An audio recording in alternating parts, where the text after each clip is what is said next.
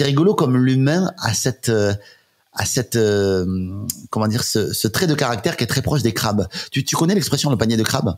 Ouais. Mais tu peux peut-être en redire 2 mots si tu veux à nos auditeurs qui ne connaissent pas forcément. Ouais, en fait, le panier de crabe, en fait, le crabe, en fait, est un animal qui est très difficile à attraper dans la mer, en fait.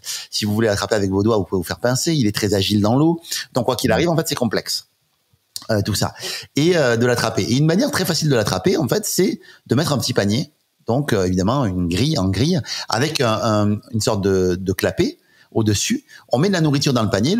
Le premier crabe va rentrer dedans pour manger la nourriture, un deuxième va rentrer, un troisième. Puis au bout d'un moment, il n'y a plus de nourriture et les crabes qui passent autour, en fait, voient qu'il y a d'autres crabes dans le panier. Ils se disent tiens, ça doit être sympa, je vais y aller aussi. Pourtant, il n'y a plus de nourriture. Et le panier de crabes se remplit tranquillement alors qu'il n'y a plus du tout de nourriture, juste parce que les autres crabes y sont. Ah bah du coup, on va y aller. Voilà, tout simplement, tous ensemble. Et du coup, c'est très intéressant cette analogie-là parce que déjà on se rend compte que finalement, on va où la masse va. Et puis ce qui est rigolo, c'est que quand il y a un crabe qui est dans le panier et qui souhaite sortir du panier parce qu'il se rend compte que ça craint, en fait, quand il essaie de sortir, les autres crabes le retiennent, en fait. Et à tel point que même, au bout d'un moment, ils le retiennent, ils peuvent même le tuer. C'est vous dire à quel point, finalement, votre entourage, quand vous souhaitez sortir, on va dire, du panier dans lequel vous êtes, va de toute manière peut-être résister à tout ça. Et moi, ça a été le cas. Les gens ont résisté. On me dit, mais qu'est-ce que tu fais? Tu fais n'importe quoi. Et ce qui est rigolo, c'est qu'aujourd'hui, quand je suis sorti, moi, du panier, quelque part, les gens qui sont dans le panier me disent, putain, t'es sorti, toi. Ça a l'air bien là où t'es. Et ils essaient de me rejoindre, mais c'est plus difficile, tu vois. Mais au début, je me suis fait allumer. Et je crois que c'est important aussi d'apprendre à révéler l'artiste, d'apprendre à révéler la lumière que vous avez en vous. Non pas dans l'intention d'éblouir l'autre, mais de l'inspirer à faire pareil. Et au début, vous allez prendre de la résistance. Les gens vont vous empêcher de vouloir sortir du panier pour, curieusement, parce que maintenant, aujourd'hui, c'est mon cas, te dire après, ah, putain, t'as bien fait de sortir. Hein. Putain, bravo. Hein. Et être inspiré par toi et par vouloir sortir avec toi. Pardon. Il y a des gens qui sortent, évidemment. Mais moi, je peux pas faire le travail. Je peux les inspirer pour ça, leur montrer la voie, mais je peux pas le faire pour eux. Mais il n'empêche que c'est des gens qui, au début, me critiquaient et qui, par la suite, maintenant, viennent plus à se dire, ah, putain, c'est inspirant, finalement, j'aurais dû faire pareil aussi. Quand ils voient à quel point je suis passé par des choses qui étaient complexes, mais qui, à la fois, aujourd'hui, m'ont aidé. Et ça me renvoie, tu sais, tu connais, je l'ai passé, à cette phrase de Marianne Williamson. Tu te rappelles de cette phrase-là? Alors, si tu me la donnes, je vais te dire oui, je pense. Je vais vous passer un extrait de film qui s'appelle le film, vous pourrez le regarder, c'est un film exceptionnel qui s'appelle Coach Carter. Voilà, moi j'adore ce film-là. Et à la fin, il y a un jeune homme qui est le jeune homme qui a causé des difficultés, on va dire, au coach Carter pendant tout le film, qui lui dit ça en fait. Et je trouve que ça illustre vraiment bien qui vous êtes et cette entrevue d'aujourd'hui. Donc je vous passe l'extrait de film qui dure 1 minute.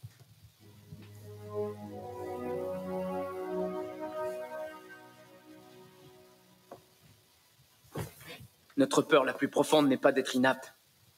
Notre peur la plus profonde est d'avoir un pouvoir extrêmement puissant. C'est notre propre lumière et non notre noirceur qui nous effraie le plus.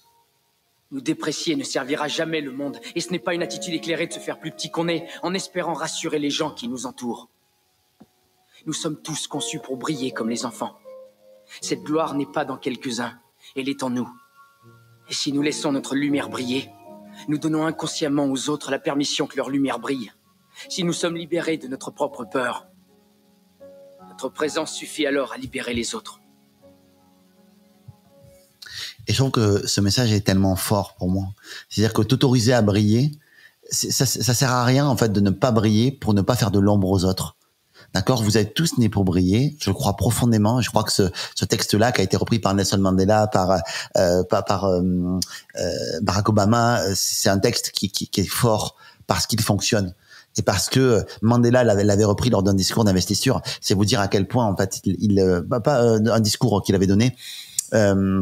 Pas d'investiture mais l'autre et voilà, et je trouve que c'est vraiment très important en fait de s'autoriser à briller parce que oui, vous allez avoir de la résistance mais vous allez inspirer les autres à faire de même et vous allez faire grandir le monde.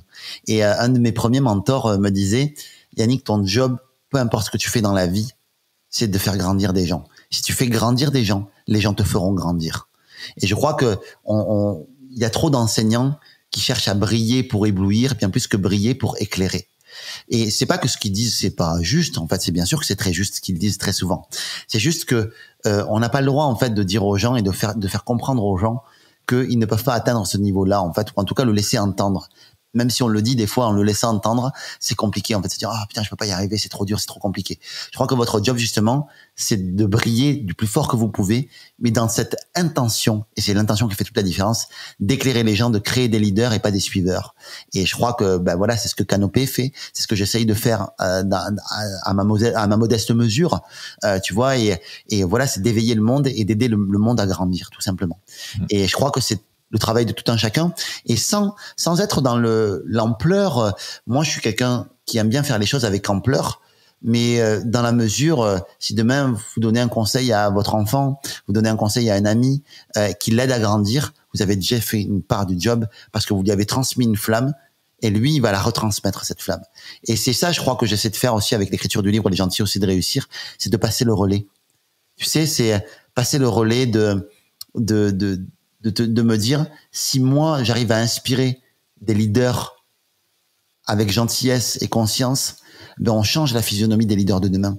On change tout ça. Quand je vois Quentin aujourd'hui, toute la puissance qu'il a, toute l'intelligence que cet homme a, je me dis putain, qu'est-ce qu'il est capable de faire avec de la gentillesse derrière, avec de l'amour, avec un message inspirant comme ça. Putain, mais il va changer le monde. Et je trouve ça fabuleux, en fait, en vrai. Et c'est ce que je veux, en fait, c'est ce que je souhaite. En tout cas, je l'espère. Et j'espère que tu me surpasses et que les gens qui nous écoutent me surpassent demain et créent des organisations exceptionnelles et conscientes qui aident les gens à se libérer beaucoup plus qu'à s'enfermer. Et voilà. Et j'espère qu'on sera de plus en plus nombreux dans ce combat-là.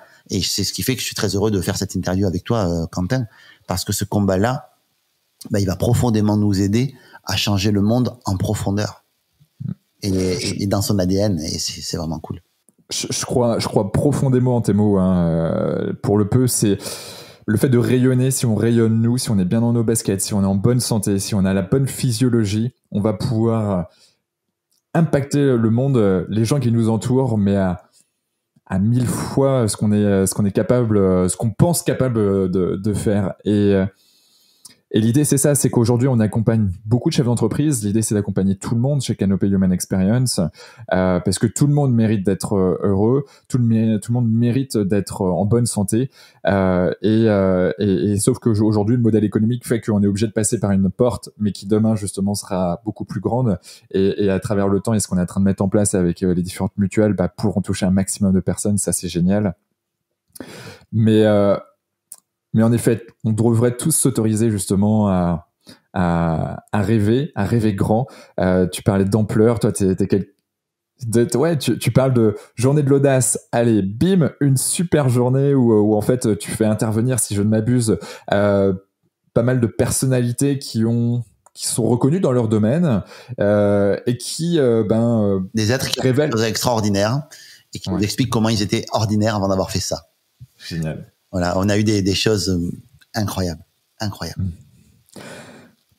Est-ce que tu es heureux aujourd'hui, toi ? Oui, franchement, oui. Je me sens extrêmement heureux, je me sens privilégié. Je me sens privilégié. Je dis souvent chanceux, mais en fait, c'est vrai que la chance n'a pas trop grand à voir avec ça. C'est plus ce que j'ai construit, donc c'est ça que je préfère dire privilégié. Mais oui, j'estime que je reçois tellement plus que ce que je donne. Je suis très heureux, ouais. Et dans ma vie personnelle et dans ma vie pro, je suis très bien entouré. Je suis très bien entouré à tous les niveaux. En fait, j'ai une chance exceptionnelle, c'est de ne faire aucune différence entre ma vie pro, ma vie perso. J'ai une vie remplie. Je suis heureux, ouais. Ouais, je suis vraiment heureux. Je me sens heureux et accompli sur plein d'aspects. Et c'est pour ça que j'ai envie d'en redonner aux autres aussi. Tu vois, alors.